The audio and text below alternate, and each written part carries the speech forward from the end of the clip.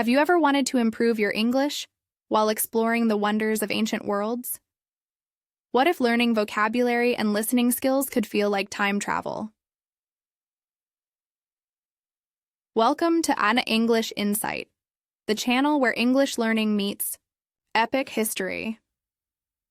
In this video, you'll boost your English naturally as we uncover fascinating moments from the past. From ancient empires and legendary leaders to forgotten cultures and everyday life long ago.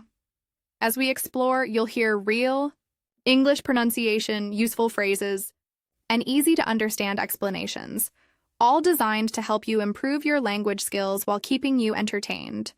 So whether you're studying at home, commuting, or relaxing before bed, let your mind travel back in time, and let your English grow along the way. Let's begin the journey. In a world where headlines often reduce human lives to statistics, the story of Yusra Mardini reminds us that behind every number is a name, a voice, and a journey. Yusra's migration from war-torn Syria to the Olympic stage is not just a tale of athletic achievement. It is a human migration story filled with struggle, displacement, resilience, and reinvention. Her life before fleeing was that of a rising star in Syrian swimming. She trained daily, represented her country internationally, and carried dreams of one day swimming at the highest level.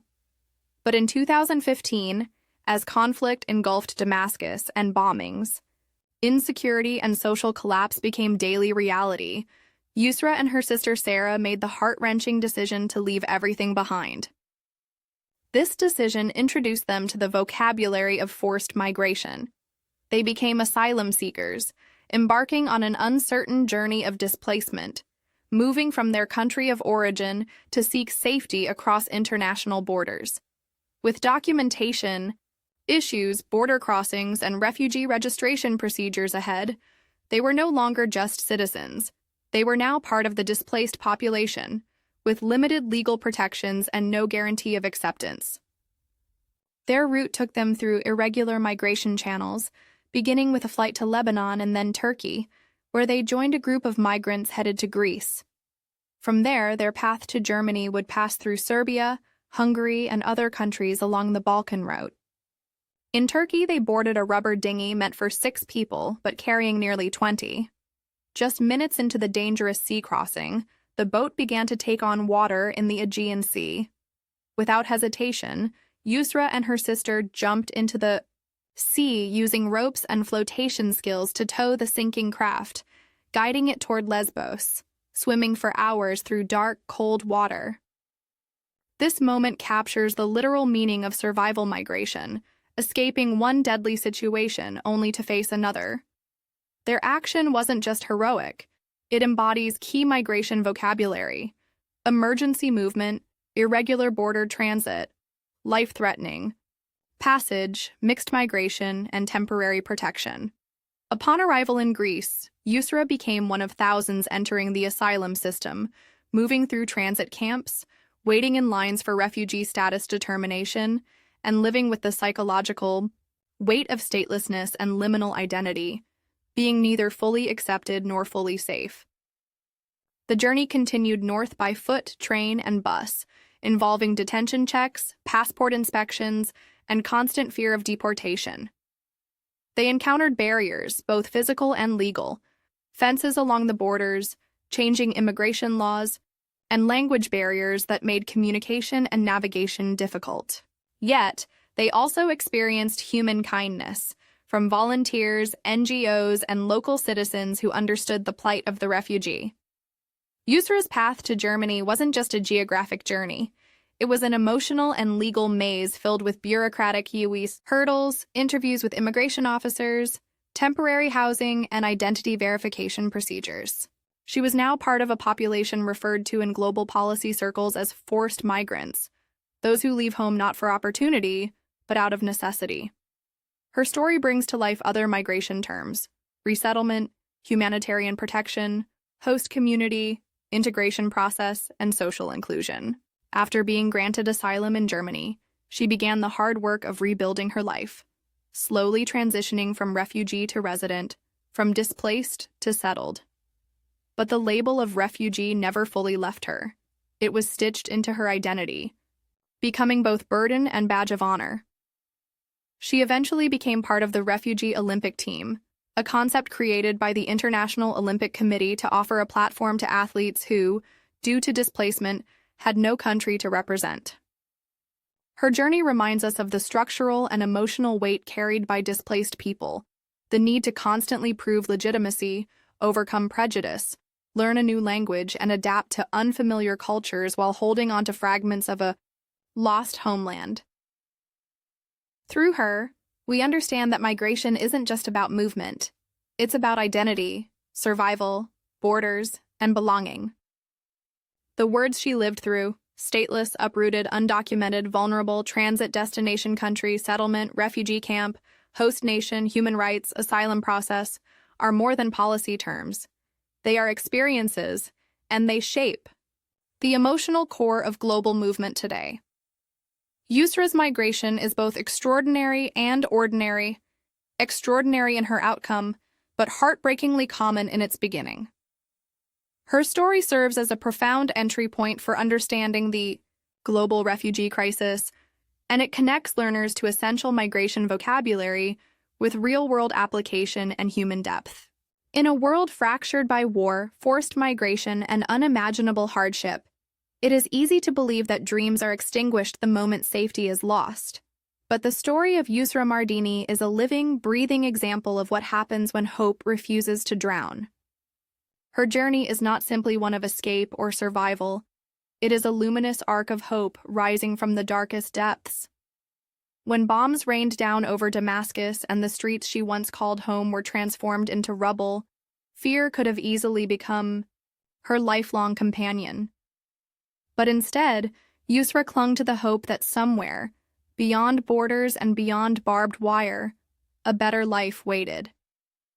She had every reason to despair. Displacement, loss of family routines, and the stripping away of a stable future, but hope anchored her. It wasn't naive optimism, it was determined belief. And hope in her world came in many forms. A life jacket on a sinking dinghy, a stranger sharing food at a border, a text from a friend who had made it across, a whispered prayer before sleeping under the stars in a refugee camp. For Yusra, hope wasn't abstract.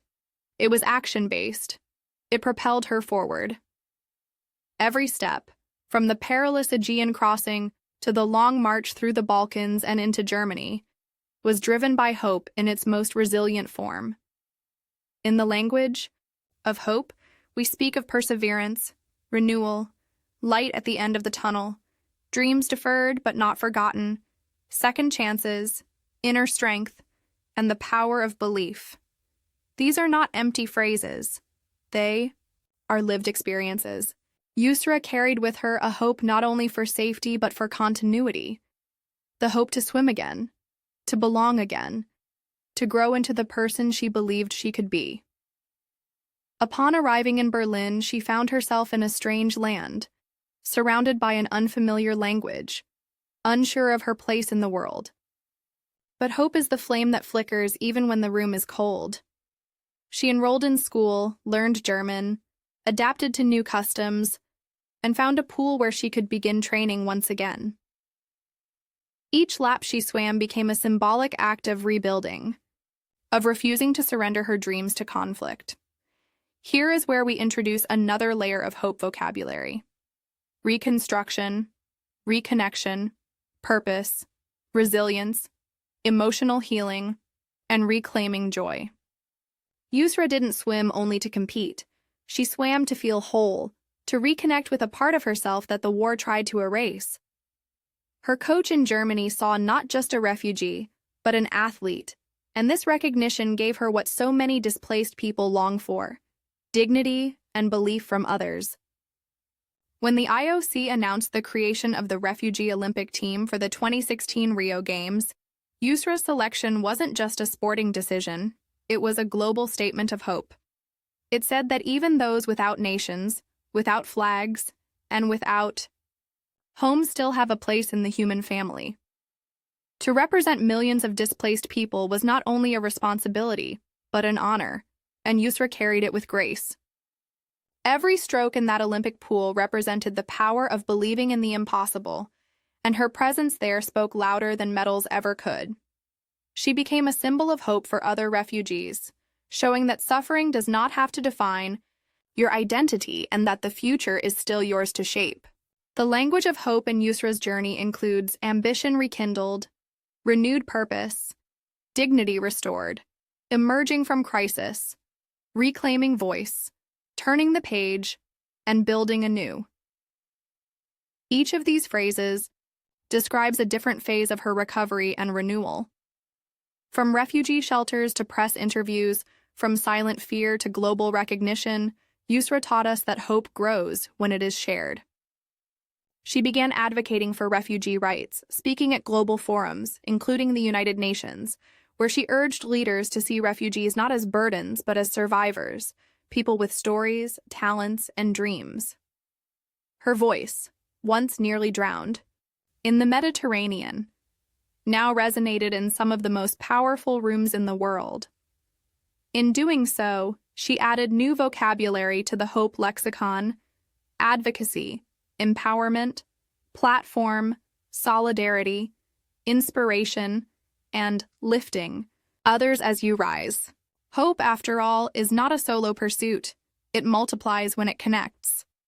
When one person finds light, they can illuminate the way for others. Through mentorship, speaking engagements, and continuing her swimming career, Yusra's life became not only a story of survival, but of transformation. She exemplified another dimension of hope: the long game, the ability to envision a better future even when the present is murky. Words like vision, faith in progress, patience, and inner drive are essential here. Hope requires stamina, not just imagination. It doesn't always roar. Sometimes it whispers, breathes, and crawls, but it endures. Yusra's path shows us that even the most broken beginnings can lead to powerful new chapters. Her courage didn't come from certainty. It came from hope that each uncertain step might lead to safety, fulfillment, and one day, to excellence. For English learners, her story is a rich wellspring of meaningful vocabulary. Phrases like holding on, beyond borders, fueling ambition, refusing defeat, trusting tomorrow, and rising from the wreckage come alive with her example.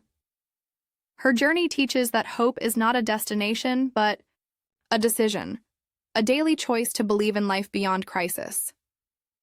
In refugee camps around the world, her name is spoken with admiration because she represents what so many strive for: the ability to dream again, to live again, to succeed in spite of the odds. She reminds us that hope is a muscle. It strengthens with use, grows through practice, and shapes how we see the world. Whether in a swimming pool, a classroom, or on the Olympic stage, Yusra chose to be more than a survivor. She chose to be a symbol, and in doing so, she gave hope a human face. That's the power of hope in action. It doesn't just change lives, it saves them, uplifts them, and inspires others to follow. At the heart of every great athlete's journey lies a fusion of discipline, sacrifice, physical training, and psychological resilience. And in the case of Yusra Mardini, those elements are magnified by a life shaped by displacement and conflict. But even before she became a symbol of hope and humanitarian courage, Yusra was, at her core, a swimmer. Someone who knew the language of sport long before she ever spoke in front of the United Nations or stood beneath the Olympic rings. From an early age, she trained rigorously in Damascus, where her daily routine included swim drills, breathing techniques, stroke refinement, lap repetition, and interval training. These are fundamental components of competitive swimming, forming part of any athlete's training regimen. She learned to master the 4 competitive strokes: freestyle, breaststroke, butterfly, and backstroke, with freestyle ultimately becoming her signature. Her coaches taught her the importance of starts, turns, finishes, and the elusive art of underwater dolphin kicks. which can shave crucial milliseconds off a race. These technical terms form the foundational vocabulary of swimming, but beyond that lies the shared language of sport. Form, timing, momentum, pace, endurance, and consistency, all of which Yusra cultivated with unrelenting focus. As the Syrian conflict escalated and her access to facilities became limited, Yusra continued to train as best she could, adapting to difficult conditions. Eventually, she fled the country, but the moment in the Aegean Sea where she and her sister swam for hours pushing a sinking boat was no coincidence. It was the result of muscle memory and aerobic conditioning, a product of years spent perfecting her stroke efficiency and breath control. That act of survival was itself a manifestation of high-level athletic ability, under pressure and without lanes or timers. Once she resettled in Germany, Yusra resumed professional training at a Berlin swim club, where she was reintroduced to structured sports science. She worked with coaches, nutritionists, and strength trainers, rebuilding her form and fitness. After months of instability, she underwent fitness assessments, developed new macrocycles and microcycles in her training program, incorporating dryland exercises like core strengthening, mobility work, and plyometrics to complement her pool sessions. These are essential parts of a modern athlete's periodization model, ensuring performance peaks at the right moment, such as Olympic qualification trials. Her training included 2-a-day sessions, often starting with morning aerobic sets, followed by technical refinement, and ending with resistance training and video analysis to review her technique frame by frame. As she prepared to qualify for the refugee Olympic team, she had to meet international time standards, mastering split times, managing her stroke rate, and building her VO2 max through high-intensity interval sets. Each component, conditioning, tapering, race simulation, and recovery planning, contributed to her readiness. The language of sports here is exact and specific. Rest intervals, heart rate zones, stroke count per 25 meters, negative splits, and technique. Correction. It's not just physical movement, it's precision, analysis, and adaptation. Yusra's story also highlights the role of mental training in elite performance. She worked on focus drills, visualization, goal setting, and stress management, all core tools in the world of sports psychology. The pressure of representing millions of displaced people on a global stage brought with it unique emotional challenges, and she needed mental resilience to stay composed in front of cameras, diplomats, and Olympic judges alike. Competing as part of the inaugural refugee Olympic team in Rio 2016, Yusra entered the athletes' village not as a guest, but as a competitor, with access to the same facilities, the same training pools, and the same warm-up blocks as the world's best. In the 100-meter freestyle, she swam with composure and confidence, advancing past her heat with a personal best, showing that PBs, personal best times, are victories of their own. In post-race interviews, she spoke not only about technique or speed, but about pride, representation, and perseverance.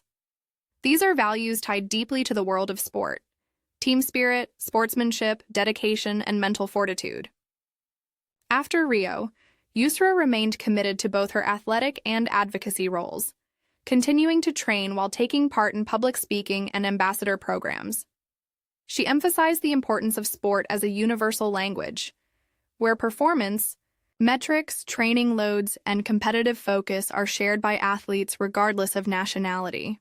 She trained with elite-level athletes, studying stroke biomechanics, working on her kick tempo, managing lactic acid tolerance, and practicing race pacing strategies designed by high-performance swim coaches. Terms like high elbow catch, hydrodynamics, and streamlined push-offs became everyday vocabulary. Her commitment extended to off-season conditioning, cross-training, and periodic evaluation by sports scientists, monitoring her progressive overload and ensuring proper restoration periods. All of these represent the technical sophistication of modern athletic development. For English learners, Yusra's story is a masterclass in sports language. We learn words like training session, competition day, qualifying heat, lane assignment, reaction time, and touchpad finish. We understand phrases such as maximal effort, controlled breathing, stroke economy, and time drop. These are more than just terms. They are expressions of process, progress, and pursuit. Yusra's story also showcases the Olympic values: excellence, respect, and friendship. Through her participation in both the Rio 2016 and Tokyo 2020 Games, she demonstrated that athleticism is not solely about victory. It's about the journey, the preparation, and the human connection fostered through sport. She became an IOC ambassador for refugees, using her platform to support youth access to sports, particularly in marginalized communities. This speaks to yet another layer of sports vocabulary: accessibility, inclusion, athlete development, pathways, and talent identification programs. She's become not only an athlete, but also a role model, mentor, and advocate for equality in sport. Her story reflects the global importance of grassroots sports, youth clubs, and development leagues, which are critical in discovering and nurturing athletic talent regardless of background. As she continues her competitive journey and studies sport management, she also expands her vocabulary into areas like performance analytics, sports governance, and international competition regulations. Her lived experience and competitive background place her at the unique intersection of lived hardship and elite sport, making her voice particularly powerful in global conversations around equity, access, and the power of sport to transform lives. Whether you're learning English through athletics, exploring the structure of training programs, or inspired by the values that drive elite competitors, Yusra's life offers a rich and practical vocabulary to explore. Her path is filled with terms that apply across all sports: goal setting, coaching cues, training adaptations, overcoming mental blocks, and celebrating small wins. It is a vocabulary of precision and passion, of commitment and capacity. From underwater drills to Olympic dreams, from refugee camps to Olympic lanes, Yusra Mardini embodies what it means to live a life built on the principles of sport: preparation, perseverance, progress, and pride. From refugee to Olympic athlete, a Syrian swimmer's journey. And so, from the war-torn streets of Damascus to the bright lights of the Olympic Games, Yusra Mardini's journey has taken her across oceans, through borders, beyond fear, and into history. Her story is more than a headline. It is a powerful lesson in survival, resilience, and the unshakable human drive to dream. She did not choose to become a refugee, but she chose to become a champion. She chose to believe in a future even when the present offered only danger. And she chose to carry others with her, not just in the boat she helped pull to shore, but in every speech, every lap, and every step she took toward her goal. For English learners, Yusra's life is a living dictionary. Through her story, we have explored three important areas of vocabulary: migration, hope, and sports, all connected through one extraordinary human experience. We learned how people navigate dangerous crossings, process asylum applications, face border control, and seek safety, using essential migration vocabulary like refugee status, displacement, integration, and asylum process. We discovered how hope is more than a word. It's a force that drives action. It's what helps people believe in a better tomorrow, using words like resilience, new beginnings, inner strength, and overcoming adversity. And finally, we dove into the powerful language of sport, of training regimens, stroke techniques, competition readiness, and athletic mindset, the language that makes up not just Olympic commentary, but everyday conversations in sports clubs, teams, and gyms around the world. But beyond vocabulary, what Yusra teaches us is how language, like sport, can cross borders. Whether spoken in Arabic, German, English, or the silent strokes of a swimmer, cutting through water, communication is what connects us all. Her story reminds us that being a refugee is not an identity. It is a moment, a passage. It is not the end of a life. It is the start of a new one. And in that new life, there can be strength, opportunity, community, and yes, even Olympic glory. For every student watching this video, we want you to remember, your learning journey is also a kind of adventure. It may not involve stormy seas or flashing cameras, but it does involve courage, determination, and growth. You may struggle with pronunciation, grammar, or unfamiliar words today, but with practice, just like Yusra in the pool, your skills will grow stronger. You'll go faster, you'll swim farther. Whether you dream of travel, sport, education, or simply speaking with confidence, you're already on your way. Every new word you learn is a stroke forward in your journey. Thank you for being with us today to explore the powerful story of Yusra Mardini. If this video inspired you, taught you something new, or helped improve your English, please like, subscribe, and share it with other learners and dreamers around the world. In the comments, we'd love to hear from you. What word stood out to you in this story? Which part of Yusra's journey meant the most to you? And if you could speak to her, what question would you ask? Because language is not just about learning, it's about connecting. And storytelling, especially stories like this one, is one of the most powerful ways to learn. Until next time, wherever you are in your journey, keep going, keep learning, and keep believing in the power of your voice.